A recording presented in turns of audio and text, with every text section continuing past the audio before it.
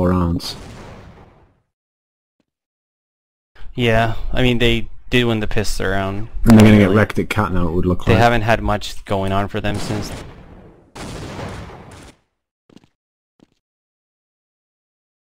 This is actually a big round for Existence, because if they manage to win this without losing any weapons, then that would mean they can actually afford to lose a round, maybe even 2, before they'd have to save. So they really need to build some money here on this round. Let's see. He's gonna. I mean, eSahara's just kind of waiting back, trying to bait some flashes and nades away, but I think they're gonna push cat here. And there it is. Zyros is looking into CT spawn. Not sure if someone already jumped down there, maybe. Not really sure. Gets the first kill on Riggins. And gets caught in a bad spot on top of A. And he's gonna go down. And they actually almost let him get a gun. Yeah, but Musambani actually hit a couple nice op shots, even if it was on clockers there. And that's gonna boost Existence money situation a lot. From the games we've seen so far, I actually have no idea why Milakua is even in Existence. I mean, there must surely be someone better they could get. Maybe he's the strat caller or some such shit. I mean, that's usually like the excuse nowadays if someone's bad. That was a nice pick, by the way, by Musambani. He just rushed up mid-ramp, take a shot all the way up T-mid. And now his Zyrus is all the way up and he just spotted the bomb. His teammate's still up there. Gets a kill as well. And he knows the bomb's there. And he gets away as well. And as usual, Six is just like inhabiting spawn permanently. Only if he actually was there, when Musambani pushed up, he would have actually gotten a free kill, but I guess he must have moved out just then. And now eSahara is going to walk into B major, leading the way. Yurko spots him. Gonna flash nade and delay them a little bit. And now Six is going to be able to catch whoever pushed out of long. Was it Milakua? If he looks around the box. Milakua really should be aware of someone possibly still being in T-spawn. That was a really bad push by Milakua. I'm not really even sure why he would go all the way there without actually at least looking towards dark spot. See, this is actually how eSahara played against Delta, and what actually wasn't as effective for them back then was this kind of play where even if you have the chance to go into the site, you just go all the way back again, and you're trying to just like constantly uber fake out the CTs. They actually only have 25 seconds left.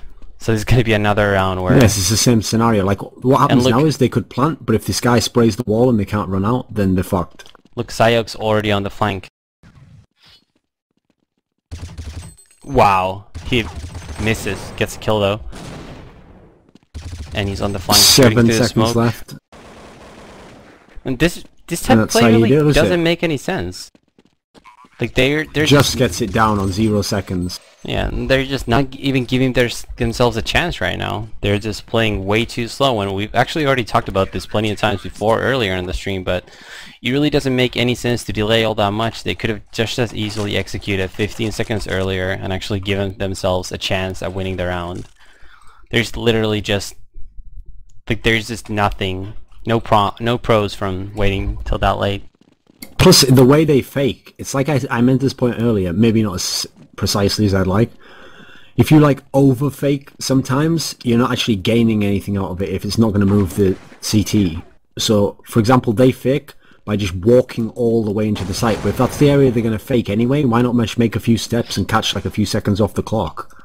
Because in the end, obviously, like you can't just walk. This is one of the maps where the distance between the sites, unless you're a CT, is like one of the biggest of all the maps. So you can't just be wasting like 25 to 30 seconds every time walking constantly. Yeah, basically the way you fake is you send a couple guys to fake and you already have the other 3 waiting on the other side of the map. They always send the bomb though, that's the strange thing. Yeah, I know. It's because they're not really faking, they're just changing their mind. And Zyros gets 2 big kills there, peeking cat. Milakua. Sixer. A little bit. Sixer's actually pushing up long. Should get a kill here, but he misses. And now Existence gets caught pretty badly on top of A, but Sixer misses some easy shots there. Nice HLTB lag. Yeah, it comes down to 1v1, 1v2 for Musambani. Have you noticed how the lag always comes when there's like 2 or 3 kills in succession? I think it's just like the server can't handle it or some shit. It's never just like lag when there's nothing happening. Yeah. No idea what causes that.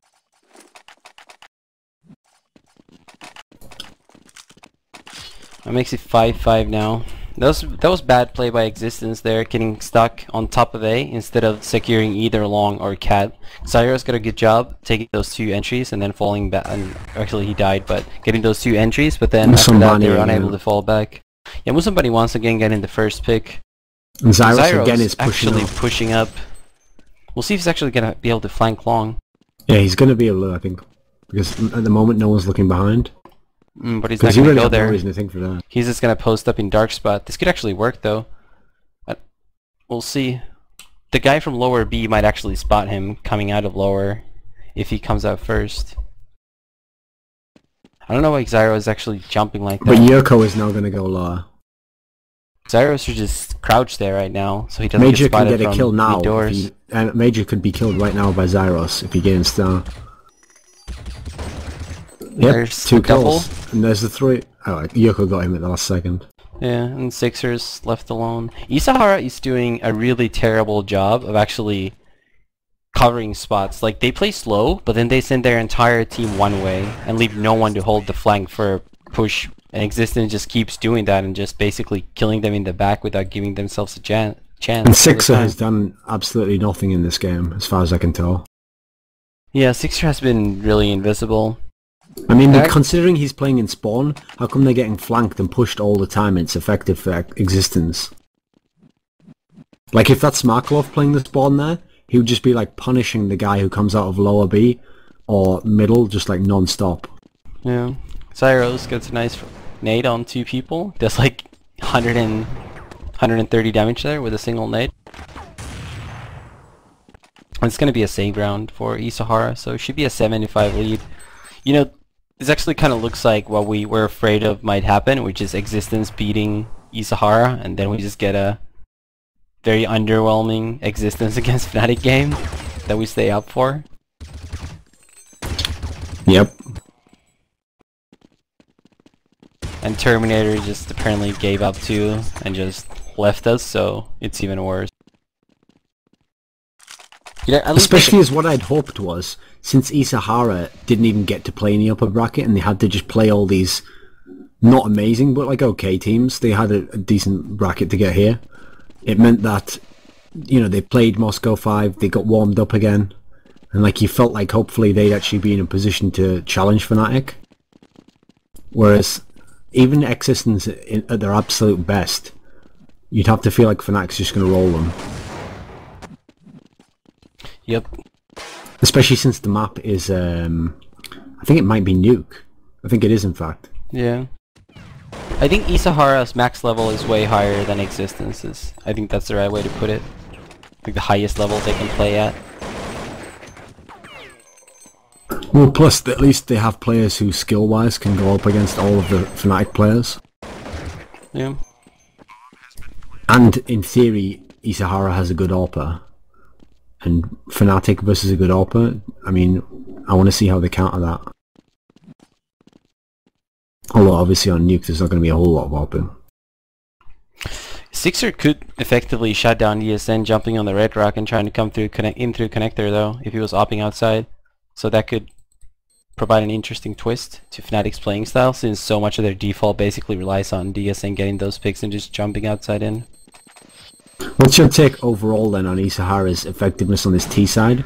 Because even though they've now got, I mean, on one hand they've got 6 rounds so far, which it does feel like they haven't been doing that well overall. So how do you feel like they've, like what level of proficiency have they had for the strats they've done? For eSahara? Yeah. Overall in the tournament or just this game? This game.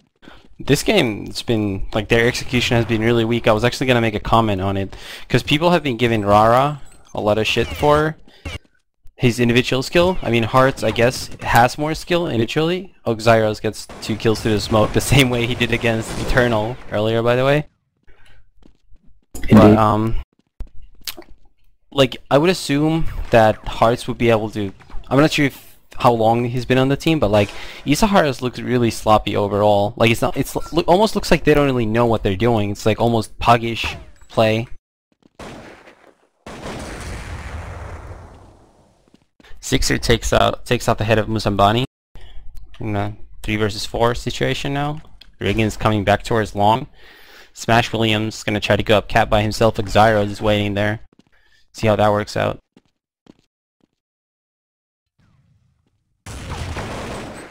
And a couple of kills there, the same second. Milikui is still hiding on top of the A side, but gets shot in the back. Well, there was also the issue as far as eSahara goes, that they've basically got a new team. And to be fair, I mean, well, we'll just see what Yoko does here for a second.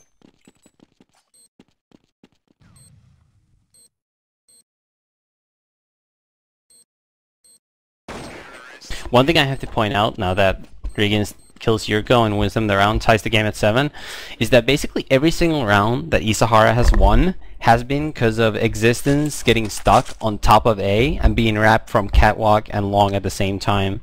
They really need to just secure either one completely and not let the other teams just wrap around them. That's pretty much the reason why I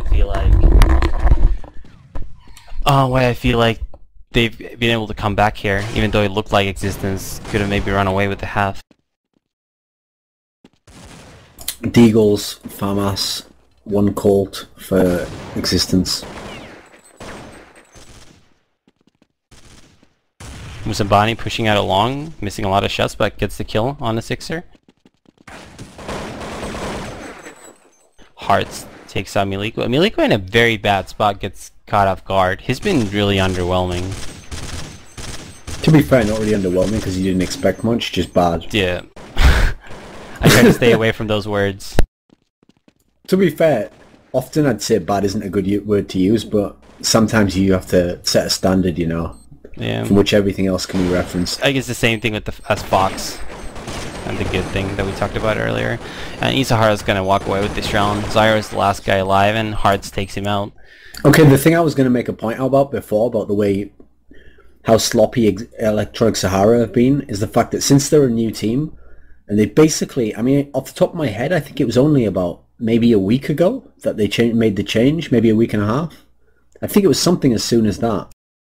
So if I had to guess, since they've never really tried this sort of lineup before, unless you have like a really dominant figure as your strat caller who like enforces a certain system that you have to follow and you have to do things how he says, a lot of teams will kind of, there's like a huge amount of variability in how much each of the players can do, and they usually try and just hope that they have a good system, and that like, when they play, the weird decisions people make mid-round all just have to work like coincidentally, and if not, then you change your player. And I think that is actually how the French scene's been in a lot of these teams, where they just change a player and it seems like it either works or it doesn't. Like they don't necessarily have something in mind when they bring them in. So maybe they've got a group of players where skill-wise they think it would be a good mix, but they're not necessarily meshing in terms of how they play the game. Yeah. And the second pistol round is now live. x6tence have worked their way up to close to cat. I think Yuriko's going back towards long. And eSahara actually looks like they're going to try to retake cat, so we're going to get a lot of action here in just a second.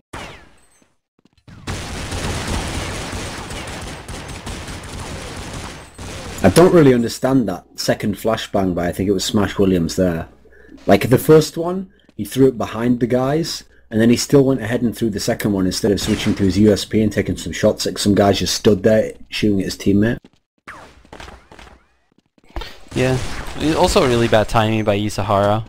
They could not have expected x6tence just to be sitting there. But we'll see if they can defend this bomb plant now in the A side. Regans get gooshed down to 20 health. And Xyros just took too long to shoot that guy. Yeah, and Xyros with 3 kills again. He's been pretty impressive for x6tence here at this tournament. It's not even that his aim's been like mad. It's more like he's just capable of getting 2 or 3 kills in a row each time. Yeah, he just picks his spots pretty well, it seems like. Like, he has really good timing playing cat on CT side, because I think we're only seeing 2 x6tence matches on Dust 2 now, and the one match on Train where they lost against Devs. Musambani takes out Hearts in the middle. It looks like eSahara's gonna peek the middle doors. Never mind, just sitting there while x6tence groups up the rush to go towards the long area. Okay, according to Readmore, Payne just beat Defining Stars on Nuke 16-9. Okay, so that means the other match up on the other side